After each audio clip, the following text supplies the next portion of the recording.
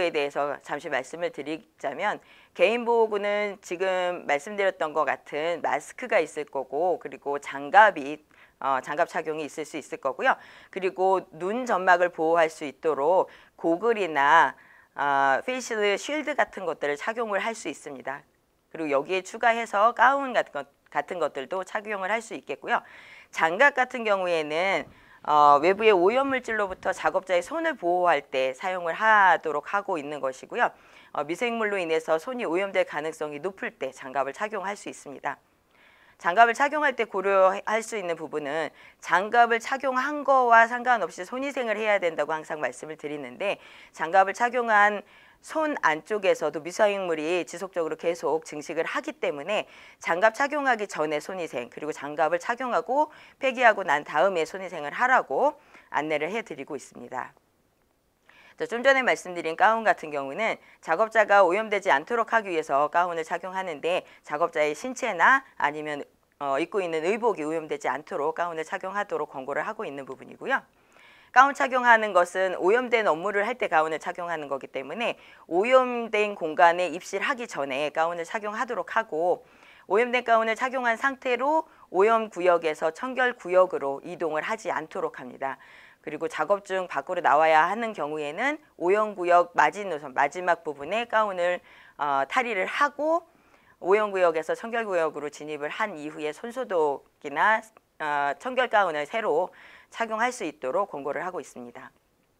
개인보호구에서 장갑과 가운 착용에 대한 그리고 제거에 대한 안내를 담은 설명서이고요. 이것은 그림을 참고로 해서 착용과 탈의를 하시면 될 것 같습니다. 다음으로 중요한 것이 환경관리인데요. 앞전에 말씀드렸던 것처럼 환경에서의 코로나19 바이러스의 생존율에 대해서도 표를 통해서 보여드렸었는데 이와 같이 환경에 대한 빈번한 소독이나 환기가 제대로 이루어지지 않으면 환기가 되지 않은 공간을 통해서 바이러스에 의한 노출이 있을 수 있고 이에 따라서 접촉과 감염이 이루어질 수 있기 때문에 환경 소독이나 환기 또한 굉장히 중요하다라고 말씀을 드릴 수 있겠습니다. 그래서 환경 소독에 대해서도 생활 속 거리두기 실천 지침에서도 환경 소독에 대한 안내를 상세하게 해드리고 있고요.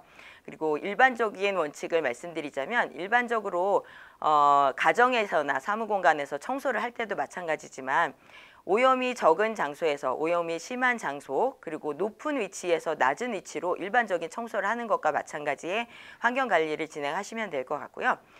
특히나 먼지나 바람이 발생하는 것은 좀 최소화해야 하기 때문에 오염구역에서는 진공청소기의 사용은 되도록 금지하도록 합니다. 혹시 진공청소기를 사용해야 한다라고 하면 헤파 필터와 같은 필터가 장착된 제품들을 사용하기를 권장드리고 있고요. 자주 접촉하는 환경 표면과 같은 경우에는 감염원으로부터 오염될 수 있는 표면 그리고 기구 그리고 접촉이 적은 환경보다 좀 더 자주 세척과 소독을 해야 된다라고 권고를 드리고 있습니다.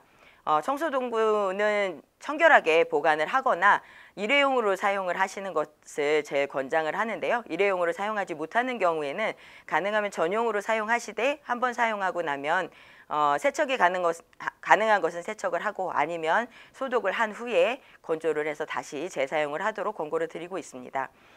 적절한 청소용, 소독용 소독제의 관리가 또 중요할 수 있는데요. 그래서 이런 적절한 소독제에 관한 것들도 초록누리 홈페이지를 통하면 환경부에서 소독제로 인정을 한 허가받은 소독제를 안내를 받으실 수 있습니다. 자, 공용환경 관리에서 싱크 관리를 굉장히 중요시하고 있는데요. 싱크나 수전이 없는 곳은 아마 거의 없을 거고요. 특히 지금 이런 감염병 유행 시기에는 손 씻기에 대한 홍보가 많이 되고 있기 때문에 이미 싱크나 수전 같은 것들을 많이 구비하고 있을 텐데 저희가 싱크나 수전에 대한 환경관리를 제대로 하지 않으면 여기에서 바이러스나 세균들이 엄청나게 증식을 하고 집락을 해 있다는 것을 이미 많은 연구를 통해서 알려진 바 있고요. 그래서 매일 싱크나 수전에 대한 소독 관리도 하셔야 된다라고 말씀을 드릴 수 있겠습니다. 소독제의 선택에 대해서 조금 전에 말씀을 드렸는데 초록누리 홈페이지를 여기에서 안내를 해드리고 있고요. 이 홈페이지를 통해서 허가받은 소독제를 안내를 받아 사용을 하실 수 있으실 건데 아마 가장 널리 사용할 수 있는 건 병원에서도 지금 일부 환경관리에 사용을 하고 있는데 차염소산 나트륨이라고 하는 락스죠. 락스 희석액을 가장 많이 사용을 할 수 있겠는데, 락스가 소독제로 효과가 굉장히 좋은데, 락스 같은 경우는 희석을 해서 24시간이 지나면 소독 효과가 많이 떨어지기 때문에 매일 새로 소독을 해서 희석을 해서 소독제로 사용하시기를 권고드리고 있습니다. 이때에도 락스 희석액을 만드는 통이나 재사용 물품들은 락스 희석액에 침적하고 소독해서 세척하고 건조하는 과정을 거쳐서 재사용하기를 권고를 드리고 있습니다. 차염소산 나트륨 사용 시의 주의사항에 대해서 안내를 해드리고 있고, 희석액 준비할 때 제가 말씀드린 것처럼 24시간 이상 지나지 않도록 관리를 해주셔야 되는 거고, 표에 보시는 것처럼 희석 농도를 지켜서 관리를 해주시는 것이 중요할 것이라고 보여집니다. 자, 어떤 소독제를 사용하시더라도 소독 전에 준비해야 되는 물품들이 있는데, 소독제를 사용하실 때 락스 희석액도 마찬가지, 다른 소독제도 마찬가지이고, 저희가 지금 널리 사용하고 있는 소독 티슈가 있죠. 소독 티슈도 마찬가지로 모든 소독제는 유해 물질이 당연히 첨부가 되어 있기 때문에 맨손으로 사용을 금지하고 있고요. 그래서 일회용 장갑, 마스크, 그리고 방수용 앞치마나 일회용 가운을 착용하시도록 권고를 드리고 있고요.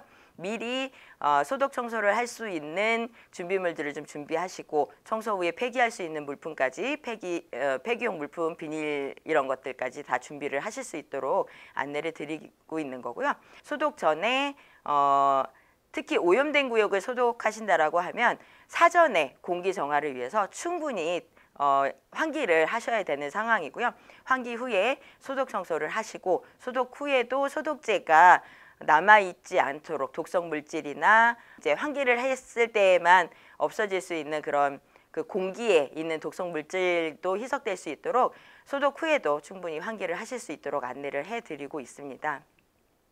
안전한 방법으로 소독제를 만들기 위한 소독제 희석 방법 다시 한번 설명드리는 거고요. 소독 방법은 사진에서 보시는 바와 같이 소독을 하시는데, 아까 맨 처음 환경관리에서 말씀드렸던 것처럼 소독을 해주시면 되겠고요. 소독이 끝나고 나시면 소독에 사용했었던 폐기물은 종량제 봉투에 넣고 그냥 버리시는 게 아니라 밀봉해서 반드시 폐기를 해주셔야 될 거고요.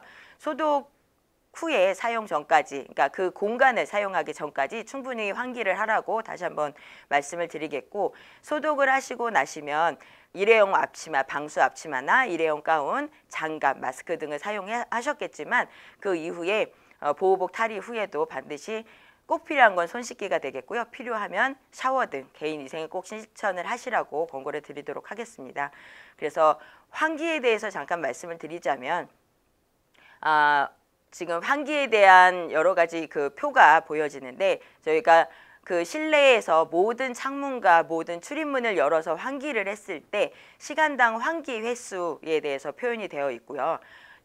모든 창문과 모든 출입문을 열어서 환기를 했을 때 시간당 환기 횟수하고, 창문의 일부만 열었을 때 시간당 환기 횟수가 현저하게 차이가 나는 것을 볼 수 있습니다. 이런 것으로 봤을 때 생존해 있는 바이러스를 제거하기 위해서는 그 공간에 있는 모든 창문이나 출입문을 다 열어서 환기를 하는 것이 가장 짧은 시간 내에 환기를 완료할 수 있는 것이고요. 그렇지 못한 상황이라고 하면 창문이 여의치가 않은 경우가 있을 수도 있겠죠. 그런 경우에는 자연 환기일 때는 적어도 2시간 이상 환기를 해야 된다라고 보시면 되겠습니다. 접촉자 발생에 대해서는 이 시간 이후에 역학조사관님이 아마 설명을 해주실 거라 이 부분은 넘어가면 될 것 같고요. 밀집도가 높은, 그리고 창문이나 출입문 환기가 제대로 되어 있지 않은 공간에서 많은 수의 사람들이 집단으로 접촉자와 확진자가 발생했었던 것들에 대해서 잠깐 보여주는 화면이었었고요.